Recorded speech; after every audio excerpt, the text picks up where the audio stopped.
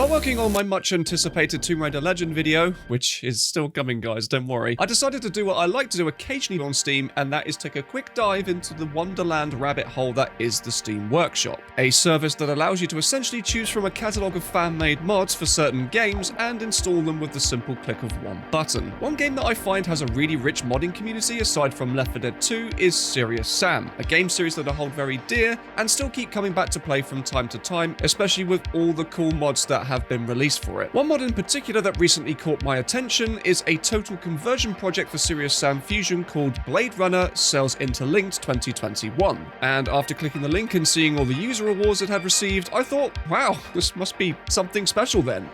And yeah, it kind of is.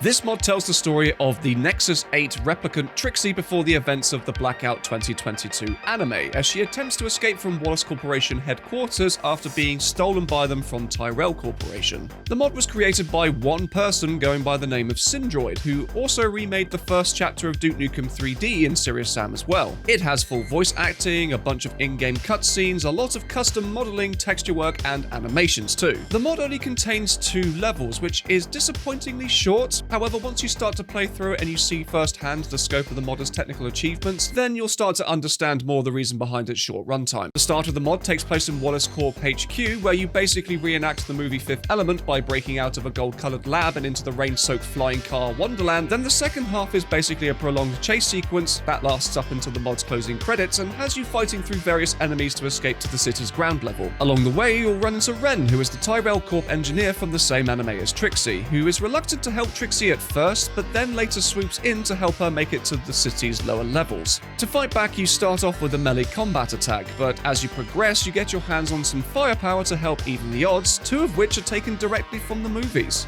I'd already downloaded and used a mod before that let me use Deckard's Blaster in regular Serious Sam, but getting to use it in a full Blade Runner environment was just so cool. Seeing Blade Runner's LA cityscape fully realized in a game that really shouldn't be capable of producing something like this is nothing short of impressive. The environments are packed to the brim with awesome background details like distant air traffic, giant neon billboards, and iconic locations from the movies like the Tyrell building. They even managed to include that spiky metal blimp thing with the big screen advertising the off-world colonies, and it adds up to a very visually accurate and at sometimes breathtaking looking experience. There are also a few secret areas marked out by an origami unicorn and a bunch of Easter eggs scattered around the levels that pay homage to characters and locations from both movies. There are the Joy billboards scattered around different locales, there's the Snake Pit Club with posters of Zora on them, and I'm pretty sure this is supposed to be Rutger Hauer's Roy Batty up here, but what the hell is going on with his hair? It looks like someone dunked a whole plate of spaghetti on his head. But my favorite area has to be this section here when you're on a giant train moving through the city. Just how the fuck did they manage to pull this off? And in Serious Sam of all games. This is what I mean by this mod being such an impressive technical feat. Not only have they managed to recreate all of this stuff from the movie, but they've also managed to do things with Serious Sam that I didn't even think were possible. There's even a part where you're flying around this train shooting goons from a spinner, and I'm just playing thinking, how has something like this never been done in a Serious Sam game before? Another element this mod experiments with are first-person cutscenes and cinematic camera movements. Some of these look really cool, whilst others kind of look a little bit rough, but again, it's still impressive that they've actually managed to do this in the first place. One thing that really caught me off guard is them having full action set pieces in here, one of which directly affected the level's environment in a way I didn't even think was possible in this game's engine. However, it's not all perfection, as certain elements of this mod could possibly do with a little bit more polish just to really make it shine. And just to be clear, I really don't want to take away from the technical achievements this guy has made with this mod in the first place. It would just be nice to see if these things could be tidied up in some way just to make it feel even more impressive. There are some moments of jank in this game's various cutscenes that I'd like to see ironed out if possible, like sudden cuts to black, missing sound effects, shots lingering slightly too long on things, or people just straight up walking through each other like this one at the end here. Some of the animations also look a little bit rough in spots, like when Trixie is kidnapped at the beginning from Tyrell Corp, the guy carrying her away kind of looks like he shit himself.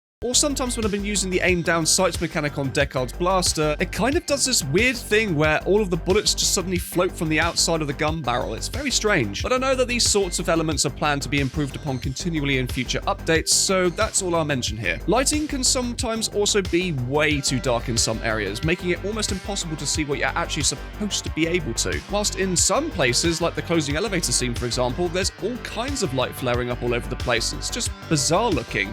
Another thing that I noticed is that the cinematic blur effect can sometimes glitch out or even completely obscure everything when aiming down sights with your weapons. I wasn't too keen on the mod's melee combat system either. You have a punch and a kick mapped to either mouse button, and you just kind of have to run around madly flailing at people to be able to hit them. I'd love to see the kick maybe get an extra knockback effect added to help differentiate it from the punch. Heck, when you get kicked by the Blade Runner boss, you go flying across the entire room, so why can't we do that if we're an advanced replicant as well, you know? Or perhaps bulk up the character's physical strength a little more to help them feel a little bit more powerful, like in the opening scene where you see her literally rip off her shackles to set herself free. Have that strength translate into the gameplay somehow by giving the player more enemies to take on, but with more power to be able to do so more effectively, that kind of thing. I also wasn't too much of a fan of the game's final segment. Coming fresh off the heels of an exciting chase sequence, only for the excitement to instantly stop dead for a tiny mandatory stealth section to take place that ends in a gunfight anyway, is a little bit anticlimactic. I love stealth as much as the next man, and again, this mechanic being put into Serious Sam is still impressive, but having it placed at the very end of the mod was a bad idea in my opinion. But again, having said all of that, I still applaud this mod for trying something different than your standard Serious Sam mod does. Heck, it even says on the page in Steam not to expect Serious Sam style gameplay, and that much is very true. But I actually feel that if they just lent a little more into the game's playstyle, that it would be all the better for it. But again, I really don't want these complaints to take away from what they have managed to achieve here. No matter what issues I bring up in this video, this is still a mod for a completely different game. So no matter how janky some of the stuff might be, you've got to really view this whole experience through that type of lens to fully appreciate it. As it stands, Blade Runner Cell's Interlinked 2021 is still a fantastic technical accomplishment and the nicest surprise I've had all year in terms of gaming. The fact that someone has managed to take Serious Sam and shape it into something that I reckon not even the original developers thought was even possible is nothing short of impressive. After playing this mod, I